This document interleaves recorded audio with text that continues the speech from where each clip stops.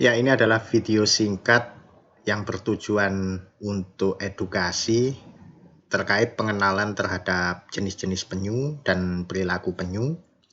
Kemudian ini disetting untuk orang awam sehingga memahami terkait dengan penyu secara mudah. Nah, ada 6 yang akan kita bahas. Pertama terkait dengan perbedaan penyu dan kura-kura, jenis penyu, jenis kelamin, cara penyu kawin, kemudian daerah sebaran, dan terakhir latihan identifikasi.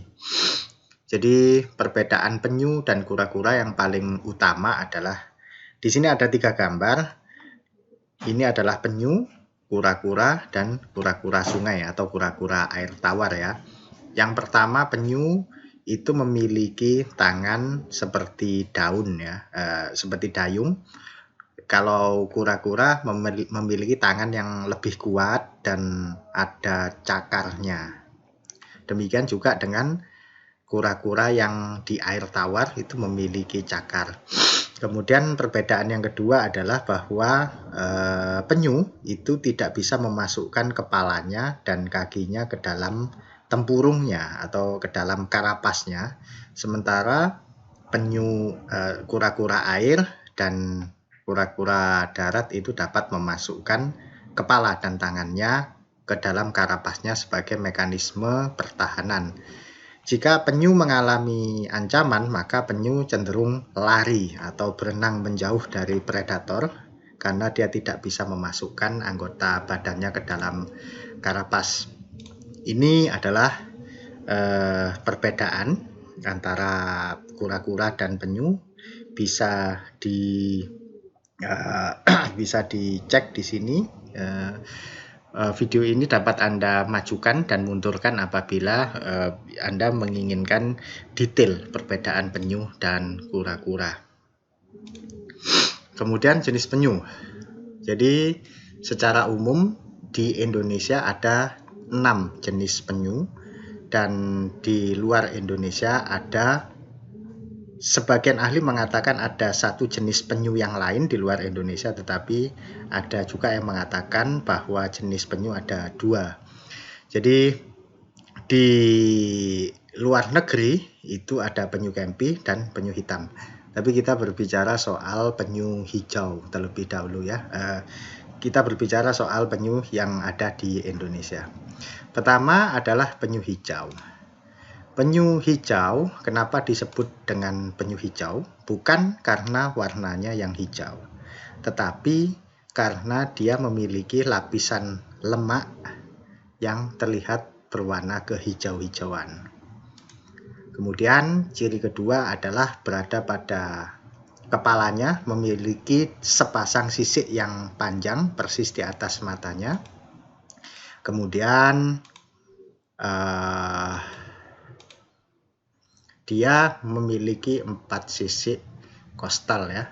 1, 2, 3, 4. Jadi bukan yang ini yang dihitung, juga bukan yang ini yang dihitung, karena bisa jadi berbeda-beda ya jumlahnya, tetapi yang pasti adalah sisik ini. 1, 2, 3, 4 gitu ya.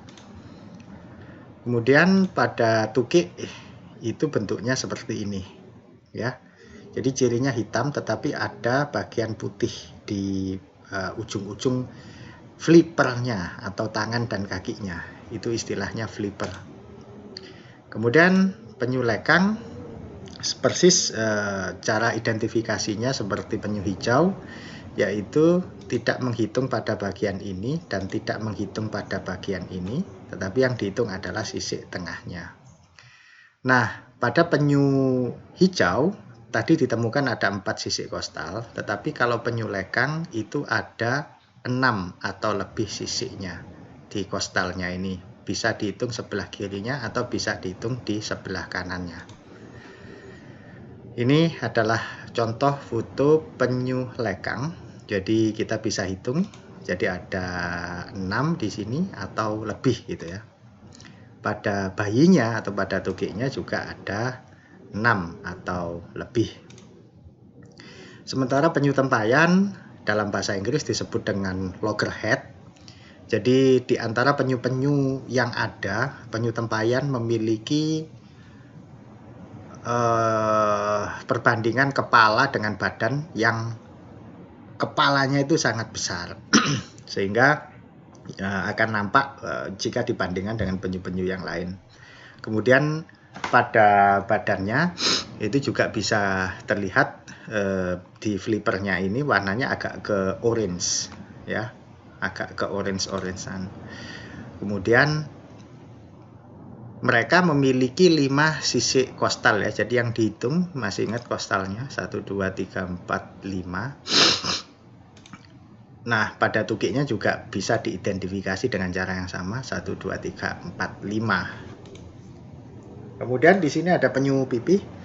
Penyu pipih itu hanya melakukan migrasi antara Australia dan Indonesia ya, atau Papua Nugini. Jadi bisa dicek identifikasinya adalah bentuk ini karapasnya yang melengkung. Nah, di sini. Jadi bentuk karapasnya melengkung, kemudian dia memiliki 4 sisik kostal. 1, 2, 3, 4, dan tentu tukik penyu pipih tidak dapat ditemukan secara alami di Indonesia karena belum ada bukti konkret bahwa penyu pipih bertelur di Indonesia. Namun mereka memiliki riwayat pakan sampai ke Indonesia. Jalur migrasinya sampai ke Indonesia di pantai selatan Indonesia. Kemudian ada penyu belimbing. Penyu belimbing itu adalah jenis yang paling berbeda dari ke-6 jenis yang lain.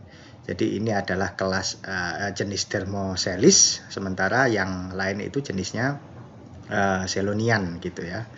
Jadi tidak bisa dihitung dari karapasnya berdasarkan sisik kostalnya itu, tetapi dia sangat khas memiliki karapas yang seperti ini. Jadi kulit bentuknya. Kemudian bayinya seperti ini. Sekedar informasi bahwa penyu belimbing adalah jenis penyu paling besar. Sebetulnya ada penyu lain yang besar, namun sudah punah. Sekarang tinggal penyu belimbing saja dan ukurannya mencapai 900 kg yang pernah ditemukan di Irlandia. Kemudian penyu sisik itu sangat terkenal karena badannya ini, karapasnya ini dapat dipakai sebagai aksesoris, cincin, gelang, kalung, sabuk, dan itu masih diperdagangkan secara ilegal. Banyak ditemukan di Indonesia, di Nias, di Sulawesi, di Berau, bahkan di Bali. Cirinya adalah dia memiliki paruh ya yang runcing. Ini sesuai dengan bahasa Inggrisnya namanya hawksbill atau paruh burung predator ya. Dan ciri yang lain dia memiliki macam ujung gergaji ya. Tetapi kadang kalau dia sudah tua ini akan aus dan hilang juga ujung gergajinya ini. Dan sisiknya ini akan tumpang tindih atau overlapping. Jadi satu sisik akan menumpang di sisik yang lain. Jumlahnya juga ada 4 ya. Sisik kostalnya. Nah, ini juga dapat diidentifikasi di sini ya. Jadi ujungnya itu runcing. Kemudian ketika masih tukik, bentuknya warnanya itu coklat seperti ini dan ada 4 sisik kostal. Sementara kita ke luar Indonesia, ada penyu hitam di sini. Jadi penyu hitam itu para ahli agak berdebat ya, karena kan secara umum itu hampir sama penampakannya dengan penyu hijau. Namun beberapa ahli mengatakan bahwa mereka memiliki jenis yang berbeda. Jadi ini penyu hitam. Jadi identifikasinya kalau dilihat dari kepalanya ini, dari 2 sisik, dari sepasang sisik ini seperti penyu hijau, tapi warnanya kecenderungan hitam. Kemudian penyu hitam ini dalam bahasa Inggris disebut, dalam bahasa Latin disebut Seloniamidas agassizi. Kalau penyu hijau hanya Seloniamidas. Untuk penyu Kempi kelihatannya hampir sama dengan penyu lekang, tetapi dia memiliki sisik kostal tidak 6 atau lebih, tetapi hanya 5. Jadi bisa kita hitung di sini 1, 2, 3, 4, 5. Jadi jumlahnya sama persis dengan penyu tempayan ya, tetapi kepalanya kecil, kemudian badannya juga lebih kecil, dan warnanya mirip-mirip dengan penyu tempayan. Maksud saya warnanya mirip penyu lekang ya. Kemudian jika ingin melihat pada tabel ini sesuai dengan jenis-jenisnya, itu dapat diketahui bahwa yang pada 1 sampai 4 ini adalah penyu yang dapat ditemukan di Indonesia. Sementara 5 dan 6 itu adalah penyu yang dapat ditemukan di Indonesia tetapi tidak bertelur di Indonesia.